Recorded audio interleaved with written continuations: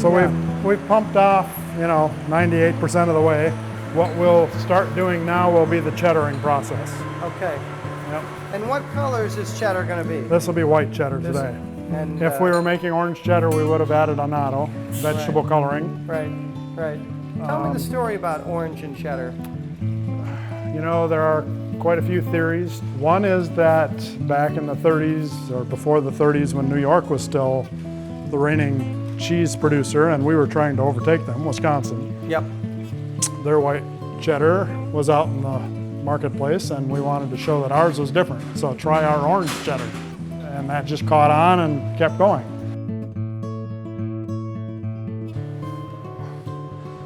This is the breakfast of champions. Hardly has any flavor at this point. You go through this whole process, add the salt, let the salt be absorbed by the curd. After about 10 minutes, when you eat the curd, it just brings out all the flavor. It tastes like a solid glass of milk with a lot of squeak.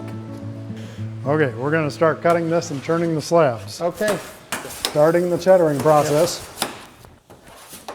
I just have to take a minute though, because you said this was 8,500 pounds of milk. Right. Down to about 100 pounds. About 1,000 pounds of cheese, about 850 to 1,000 pounds of cheese, yep. Yeah. Yep. Now this is cow milk cheddar. We also make some cheeses from sheep milk and from goat milk. Mm-hmm. You need any help? If you want to put some gloves on, you can. Oh, I live for gloves. Move it down some. Okay. Because they'll start spreading out, so we want some room for them to spread. Train them down. Mm-hmm. Roll it over. It's like harvesting a 20-pound salmon of cheese. It's hefty and slippery and sort of has a mind of its own. Boy, you can feel the creaminess through the gloves, though.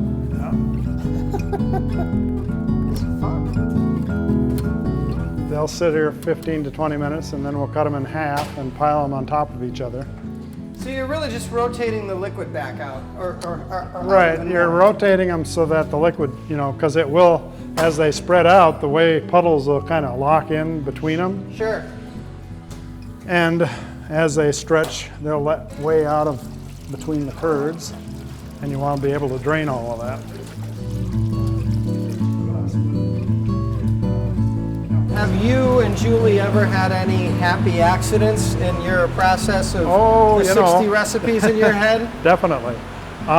One of those was our Tilston Point, one of our own original recipes, but it was just going to be a blue cheese with a white exterior, only a little drier.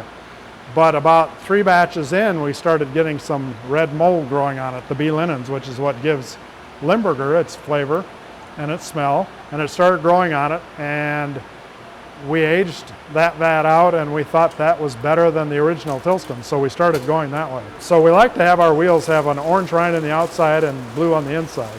And your caves are really precious to you and really important for the process of the cheese and for a hook's flavor. Definitely. Yeah. Yep. Yeah. Now we're going to cover them? Yep. In the wintertime, we need to cover them just to keep the heat in, so they will drain better. I've never tucked in cheese curds before. Tuck them in for a little nap. Exactly. Right? Since we're leaving the cheese curds drain for about 15 or 20 minutes, let's take a tour through one of the caves. This is a legendary caves. Ah, legendary. So this is cave number 3. We actually have 3 of them. We are built into a big hill here.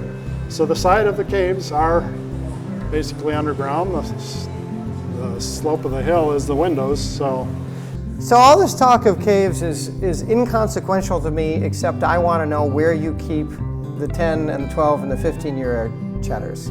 Well, I can't really take you into that cave, but because the airflow will affect the cheese itself. I will show you cave number 3 where we do our blues, but I can't show you the rest of it. It's a consolation prize. I drove across the state. And I'll even bring some out for you to try. Oh, all right, then we'll be okay. All right, all right, all right. Lead on, lead on. I'll manage. Okay.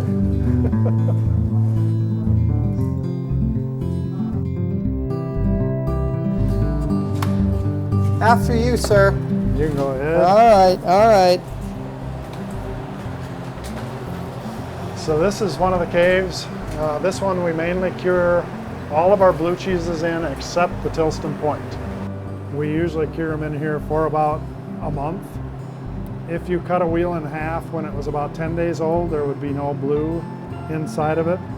At about day 12 to 15, you cut a wheel in half, you would see a little blue, and by the day 20, it would just be exploded inside. How long do you age them total?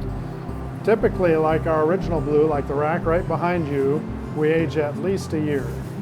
You know, we usually like to go a year and a half is optimum for us on that one.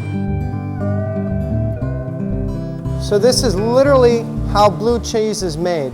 So we actually add the liquid mold to the vat, just like the starter culture, and Okay. actually at the same time. Okay. So this wheel's about a day or two old. This is a couple days old. Yeah.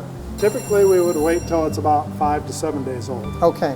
So what we have here, 60 needle pierce machine. So we'll pierce each side with 60 needle holes. We'll pierce it once,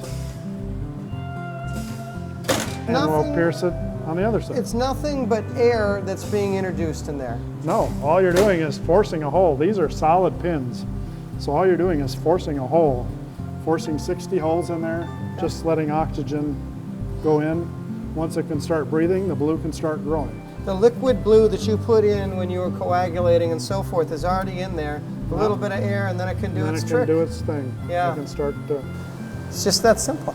just that simple. Yeah. Yep.